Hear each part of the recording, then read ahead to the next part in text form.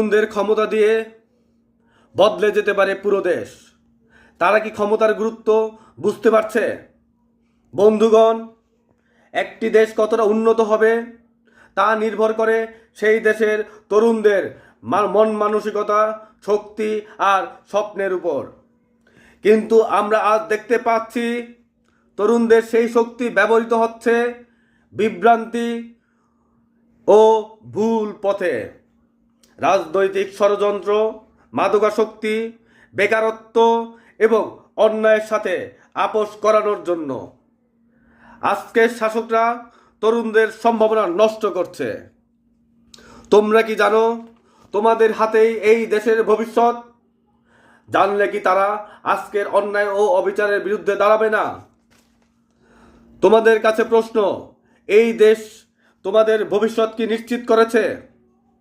তোমাদের শিক্ষার মান কিভাবে উন্নত হবে তা কি তোমাদের সাথে আলোচনা করেছে? তোমাদের জন্য কাজের নিশ্চয়তা দিয়েছে? বন্ধুগণ, আমি বিশ্বাস করি পরিবর্তন শুরু করতে হবে আমাদের তরুণদের মাধ্যমেই। তোমরা যদি নিজেদের শক্তিকে কাজে লাগাও, যদি সত্যকে সামনে রেখে সঠিক নেতৃত্ব বেছে নাও, তবে বাংলাদেশ হবে এমন একটি দেশ যেখানে কোনো তরুণ বেকার থাকবে না, শিক্ষার মান হবে আন্তর্জাতিক এবং সব মানুষ তাদের অধিকার নিয়ে বাঁচবে। এই পরিবর্তন আনতে তোমাদের শিক্ষার সিদ্ধান্ত নিতে হবে এখনই।